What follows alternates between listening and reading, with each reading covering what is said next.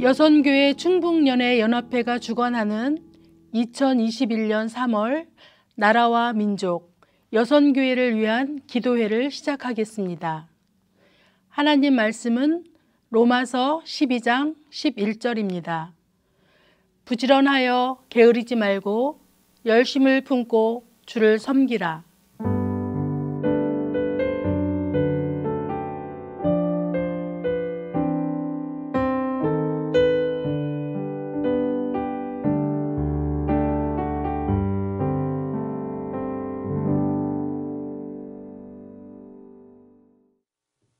할렐루야.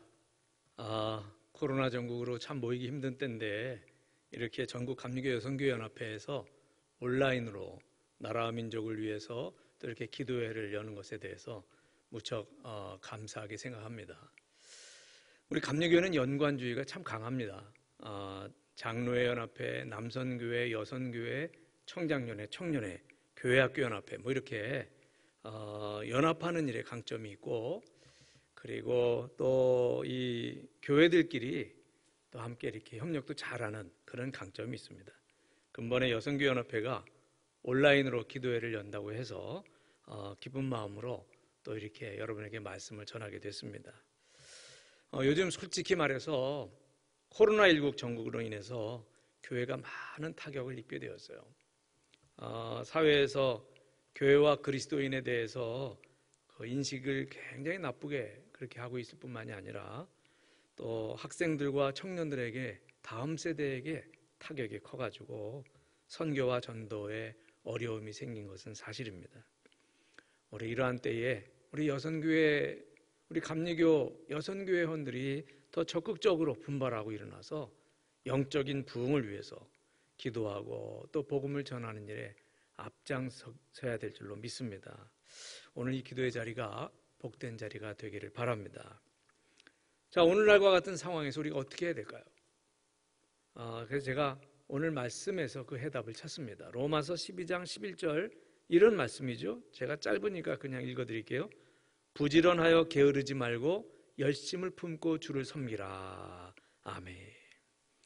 우리 이 말씀 한 구절에서 사도 바울의 그런 신앙적인 태도를 볼 수 있습니다. 그게 뭐냐면 바로 열정입니다. 열정. 여러분, 우리가 회복해야 되고 소유해야 될 것이 바로 열정입니다. 그냥 막무가내의 열정이 아니라 열정적인 신앙을 말하는 겁니다. 할렐루야.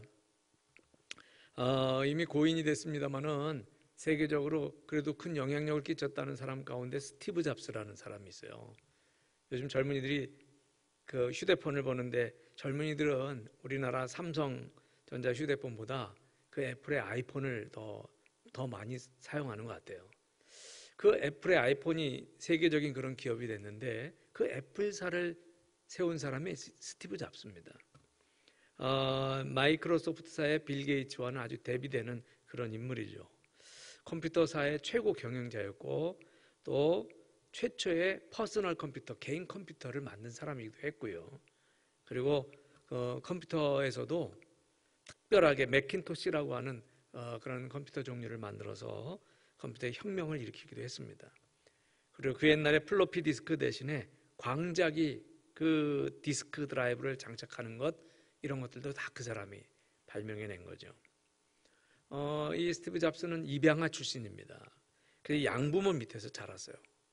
어려서부터 성격이 모관하고 말썽만 일으키고 사고만 치고 그랬던 사람인데 이 친구가 그래서 대학도 그 양부모의 말을 거역해서 입학한 지 얼마 안 돼서 자진해서 중퇴해버리고 말이죠. 뭐 그런 좀 독특한 그런 모습을 가졌던 사람인데, 이 사람이 일찍부터 친구와 함께 이런 특별한 사업에 뛰어들어서 굉장히 성공을 하게 됩니다.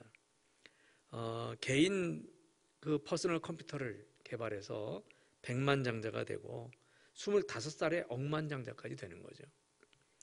그 사람이 뭐 한 일은 뭐 굉장히 많이 있습니다. 그 세계적으로 영화 사업에도 뛰어들어서 뭐 토이스토리, 그 다음에 인크레더블 이런 영화들, 컴퓨터 그래픽으로 만든 애니메이션 영화들로 또 히트를 치기도 했었죠.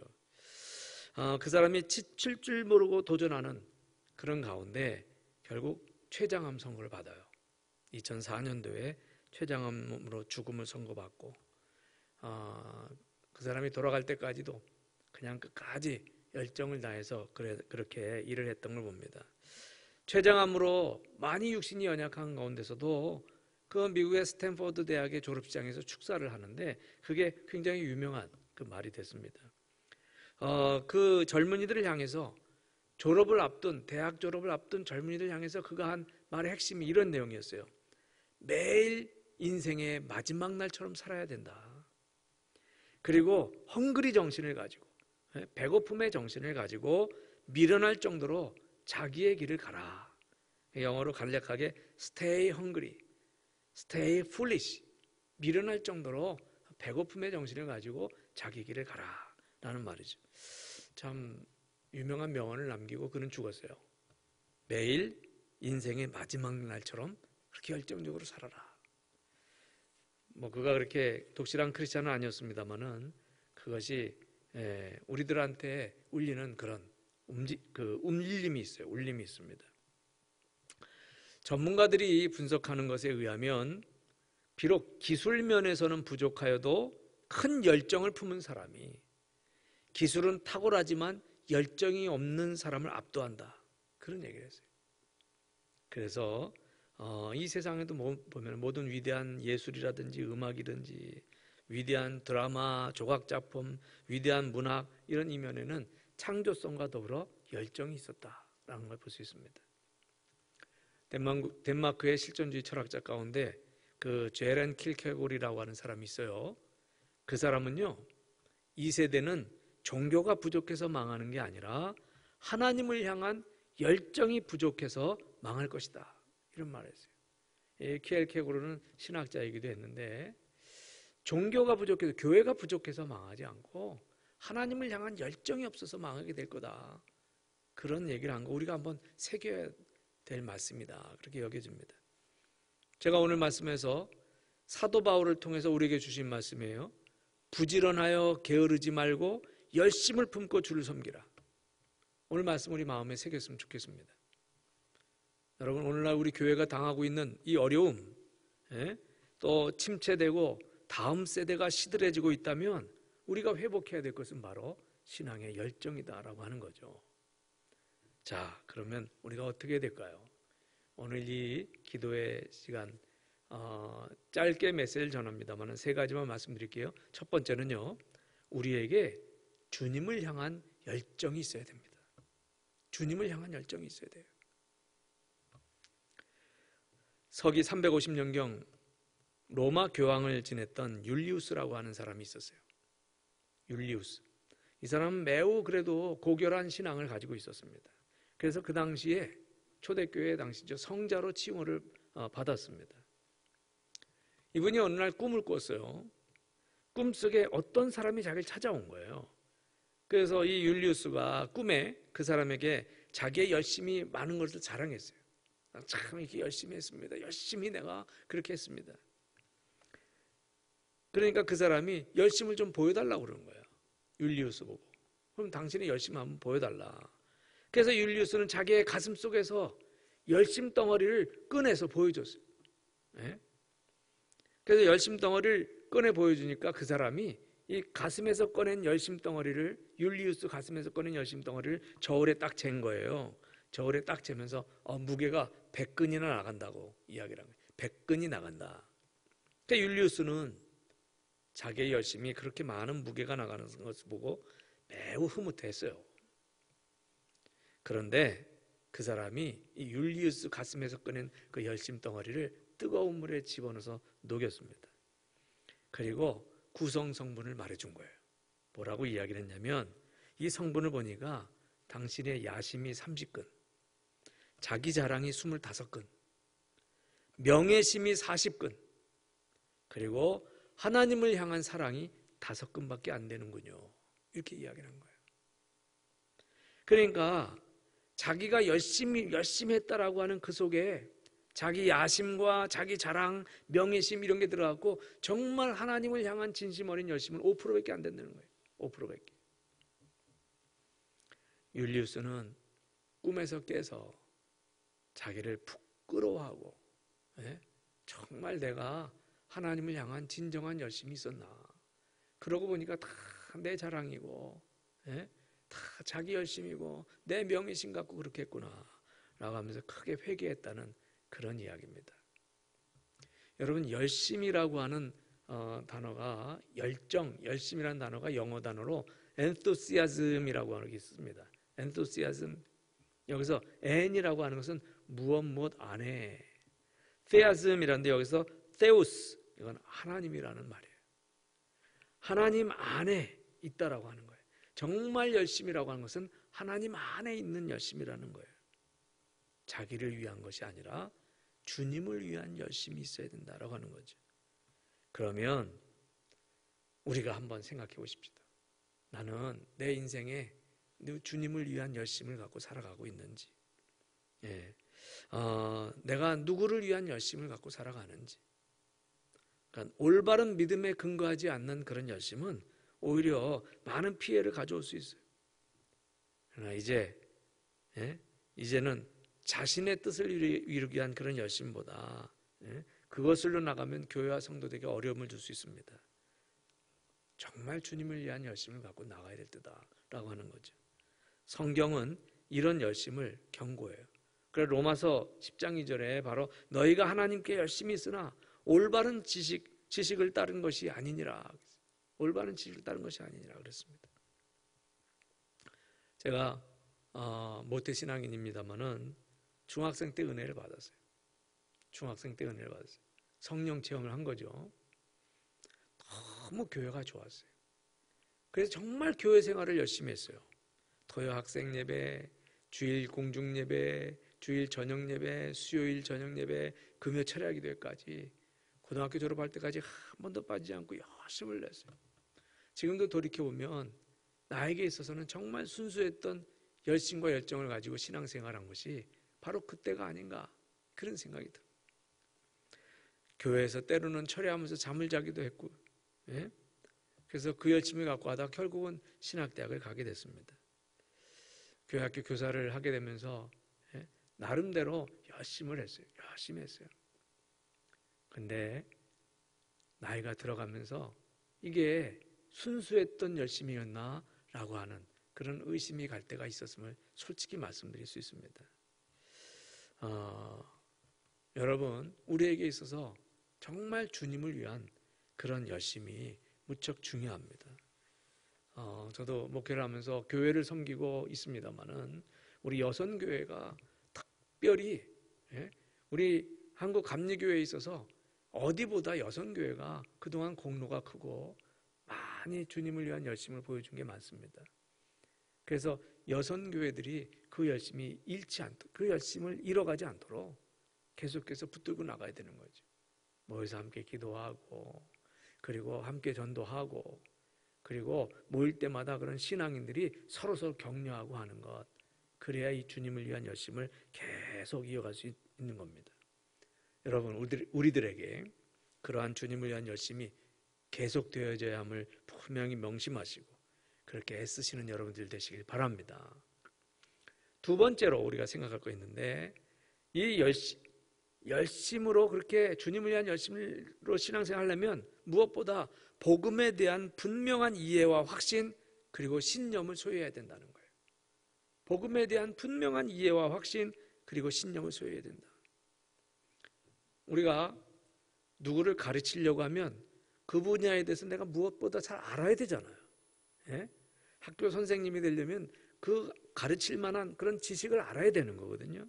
그러니까 내가 무엇인가를 전하고 가르치려고 하면 그것에 대한 분명한 이해를 갖고 있어야 되는 거죠. 내가 이해하지도 못하고 내가 알지도 못하는 것을 전할 수는 없는 겁니다. 복음도 마찬가지예요. 우리가 적어도 복음 안에서 신앙생활하고 그 복음을 전달하고 할 때에 전달한다고 하면 그 복음에 대한 분명한 신념과 확신, 그것이 없는 사람은 절대로 그것을 남에게 가르칠 수 없습니다. 성경은 계속적으로 복음에 대해서 말씀하고 있어요. 복음의 중심은 예수 그리스도죠. 그 복음의 내용은 예수 그리스도예요. 그리고 복음의 목표는 하나님 나라다라고 하는 거죠.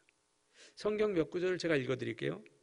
요한복음 14장 6절에 이런 말씀이 있어요. 제가 읽겠습니다.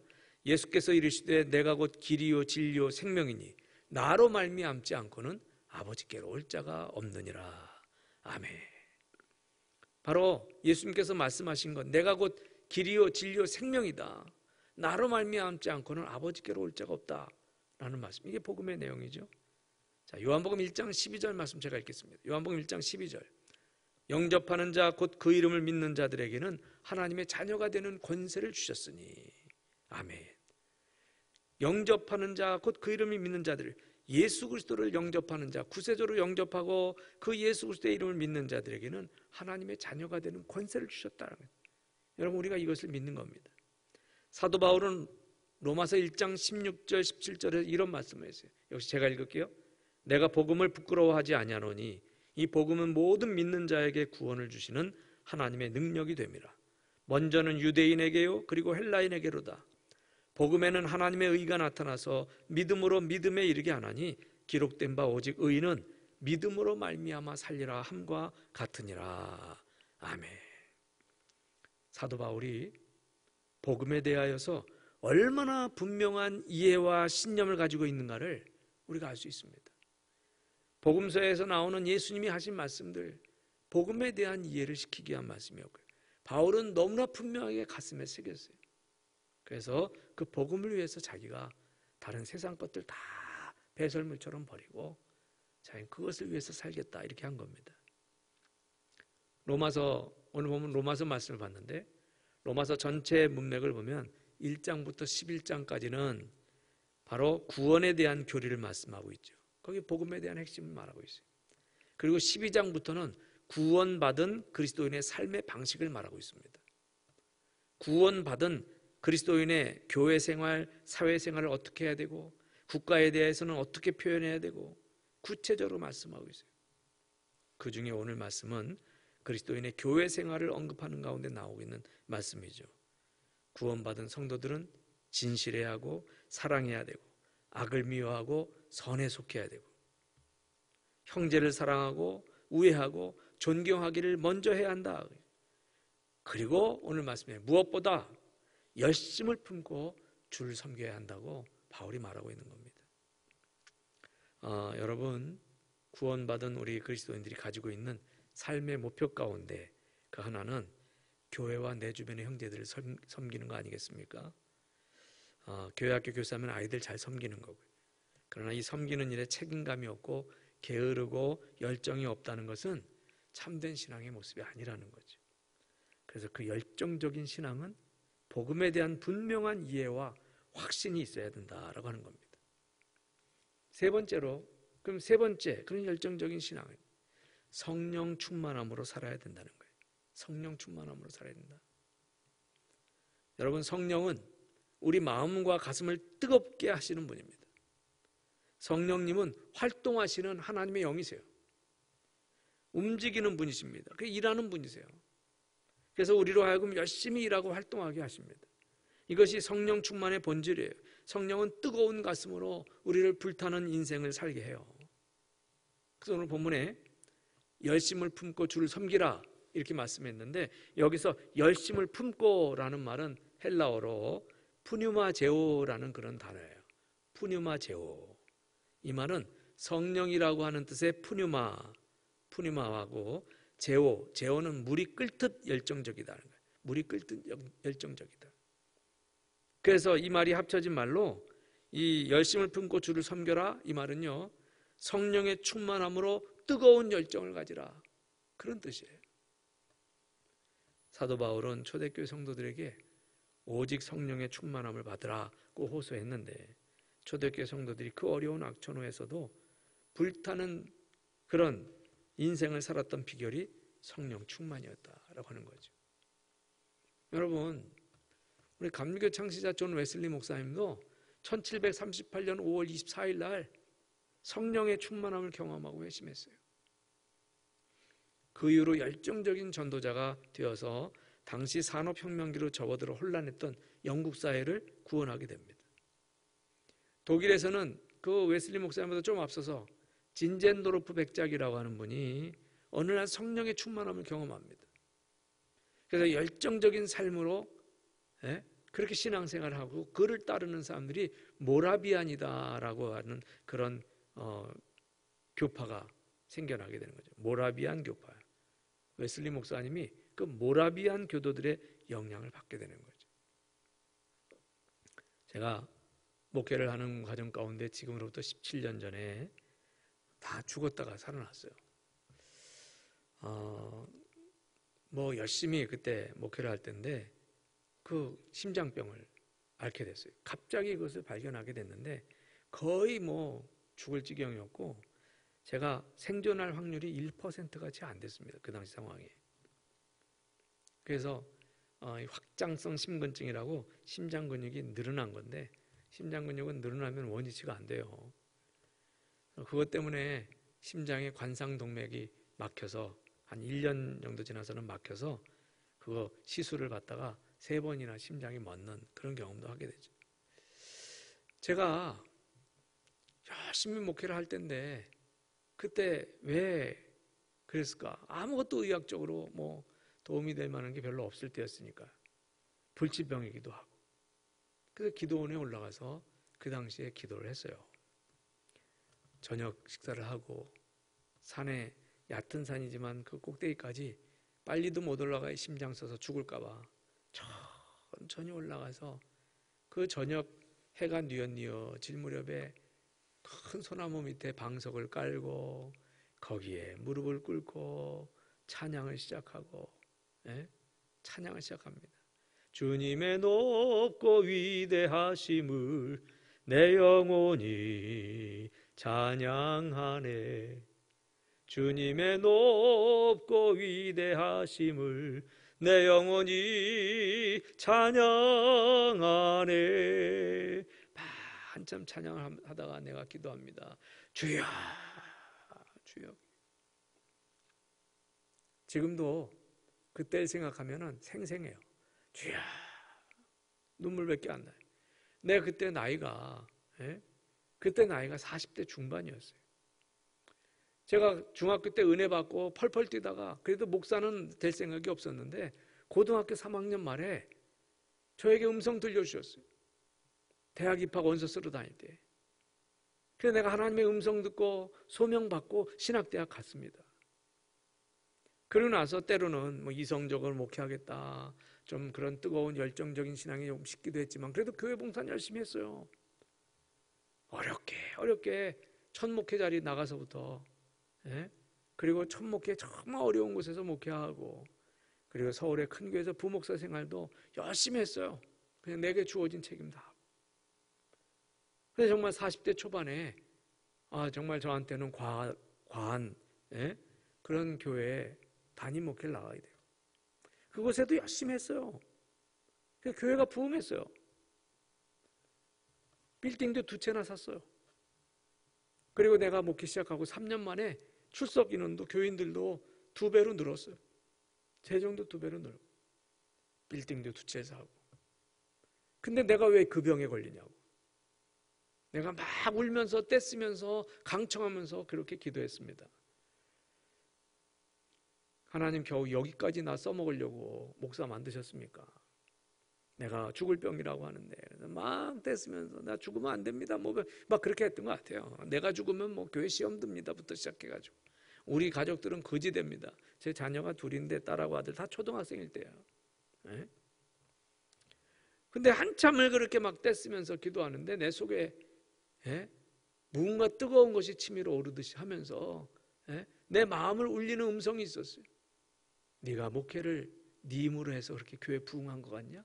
네가 그렇게 잘나서 그렇게 여태까지 잘 된 것 같냐? 거기서 딱 때리는 게 있었어요. 난 사실 목이 좀 뻣뻣했어요. 내가 40대 중반에 그래도 기존 교회 가지고 배가 부흥시켰어요. 200명 출석한 작년 출석하는 교회 가서 400명 출석하도록 했어요. 재정도 그렇게 늘어났고 그리고 빌딩도 교회 앞, 옆, 뒤에 2채나 샀어요. 내가 기도가 바뀌었습니다. 하나님 잘못했습니다. 내가 교만했습니다. 내가 열심히 내가 열심히 해서 교회가 부흥했다고 나 그렇게 착각했습니다. 내가 하나님 앞에 정말 회개합니다. 잘못했습니다. 한참을 회개 기도하다가 그럼 이제 어떻게 할까요? 내가 이 몸으로 그때 마음을 울리는 소리가 지금부터는 성령의 능력에 의지하는 목회를 해라 라는 말씀이었어요. 성령의 능력에 의지하는 목회를 해라. 그 산에서 내려와서 내가 교계 신문이나 이런 거 보고 성령자 붙은 세미나를 쫓아다니기 시작했습니다. 성령 수양회, 성령의 임파테이션 세미나, 성령과 치유사역 세미나, 쫓아다니기 시작했어요. 다시 성령의 임재를 경험하고 치유를 경험합니다. 제가 늘어난 심장은 근육이 늘어나면 원위치가 안 돼요. 근데 저는 점점 원위치 됐어요. 제 케이스가 서울 아산병원에서 논문을 써가지고 세계의학계에 보고됐어요. 자기들이 잘 고쳐가지고 나았다고. 근데 아니라고 나는 그러는데 하나님이 해주셨다라고 그렇게 믿는데 이게 치유를 경험했어요. 성령의 충만함이 우리의 답이라는 거예요. 매일 열정적으로 살아간다. 내 속에 주여 성령 충만케 해주옵소서.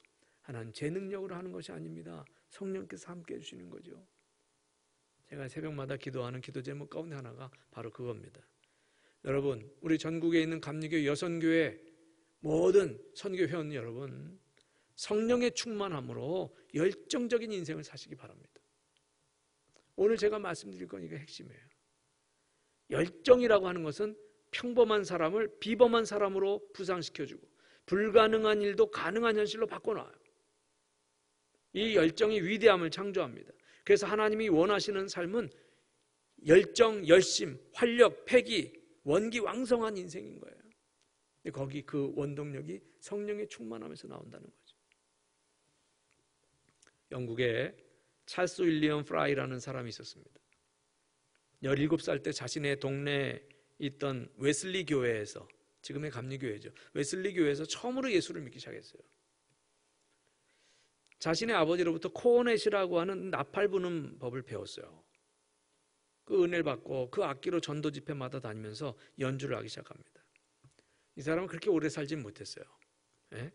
45살이란 나이에 그가 병으로 인해서 인생을 마치게 되는데 그 당시에는 뭐 50세 넘기는 게 쉽지 않았던 때이기도 하니까 이 사람은 부흥 집회나 또는 여러 가지 노방 전도 때마다 그냥 찬양으로 은혜스러운 집회를 하도록 그렇게 찬양 인도자 그런 삶을 살았습니다. 열정적으로 자기가 하나님의 은혜를 체험하고 그것을 찬양하면서 봉사를 했던 거죠. 그가 일찍 병을 얻어서 젊은 나이에 인생을 마치게 되는데 세상을 떠나기 전에 만든 찬송가가 184장이에요. 자기가 병이 깊어가지고 오래 살지 못한다는 걸 알고 있었는데 그래도 자기가 마지막으로 남긴 찬송가입니다. 그래서 이 찬송가가 한때 우리 한국교회 집회 때마다 많이 불려졌었죠. 예전에 많이 불려졌어요. 그 찬송 그거예요. 불길 같은 주성령 간구하는 우리에게 지금 강림하셔서 영광 보여줍소서. 성령이여 임하사 우리 영의 소원을 만족하게 하소서. 기다리는 우리에게 불러 충만하게 하소서. 아멘. 내 영혼의 소원을 만족하게 성령의 불로 충만하게 하소서. 이 찬송은 성령의 충만을 간구하는 기도의 내용이 담겨 있어서 어느 교파에서든지 은혜와 성령을 체험하는 집회에서 수없이 불려지게 되었고 많은 사람들이 이 찬송을 통해 성령의 충만함을 경험하게 됐습니다. 할렐루야. 오늘 우리 여성교회가 나라와 민족을 위해서 기도하고 또 우리 감리교회를 위해서 또 여성교회를 위해서 기도할 터인데 먼저 성령의 충만함을 간구하시고 그리고 내가 성령의 충만함으로 열정적인 그런 삶을 살게 해달라고 하는 그런 기도를 전제로 하시고, 그리고 이와 같이 나라와 민족을 위해서, 여러 가지 한국교회를 위해서 간절히 기도하게 되시기를 바랍니다. 오늘 우리 모두 삶의 열정을 품어서 능력의 삶이 회복되어지시기를 주님의 이름으로 축원합니다. 기도하시겠습니다. 거룩하신 하나님, 우리 감리교 전국 여성교회 연합회가 이렇게 매월 기도회를 갖습니다. 비록 함께 모여서 대면해서 기도회 갖지 못하지만 온라인으로 하는 기도회라도 우리가 마음속에 주님을 향한 그런 열정을 다시 품고 우리가 뜨겁게 기도함으로 우리 한국교회의 여러 가지로 어려워지고 있는 이 세태 속에서 다시금 불씨를 살려낼 수 있는 우리 감리교회 여성교회 회원들 되게 주시옵소서. 사도 바울이 권면한 것처럼 열정을 품고 주를 섬기라 말씀하셨는데, 내 마음속에 성령의 충만함으로 주님을 위한 그런 열정을 회복하게 하시고, 그 힘으로 우리가 뜨겁게 기도하며 나갈 때 하나님 우리 가운데 역사하여 주시옵소서. 오늘 우리의 기도를 들어 응답하시고 또한 우리의 기도를 통해서 새로운 하나님 나라의 역사가 또한 시작되게 하여 주시옵소서. 감사드리오며 예수 그리스도의 이름으로 기도하옵나이다. 아멘.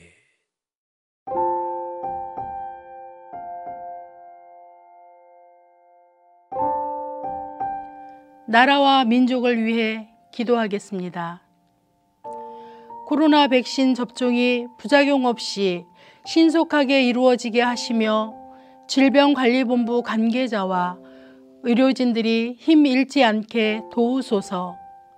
십자가 정신으로 3.1 운동을 이끌었던 선배 신앙인들의 고귀한 정신을 가슴 깊이 새기고 공정하고 정의로운 대한민국을 건설하는 일에 크게 기여하기 위해 온 국민이 마음을 모아 기도하게 하소서. 어려움에 처한 우리나라와 분열된 국민들의 마음을 하나로 모으게 하소서.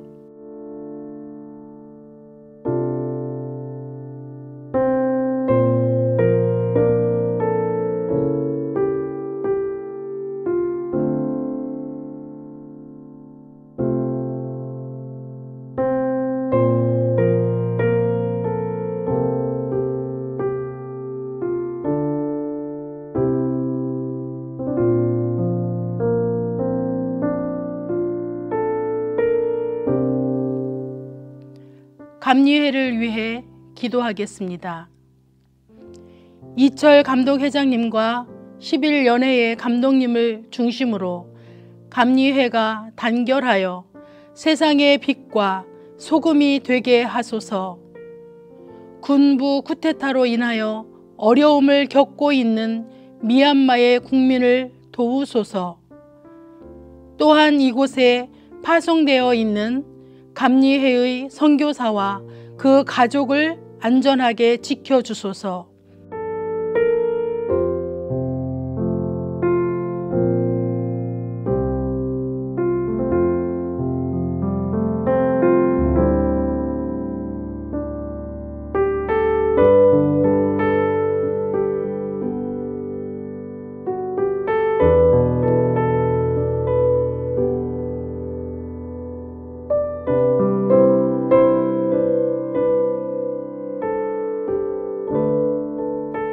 여선교회 전국연합회를 위해 기도하겠습니다.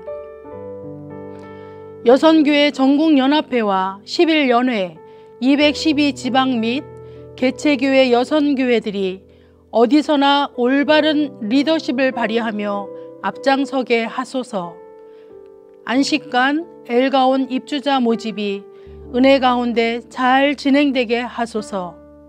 부속기관, 엘가온, 여선교회관, 사랑의 둥지의 모든 운영을 주관하여 주소서.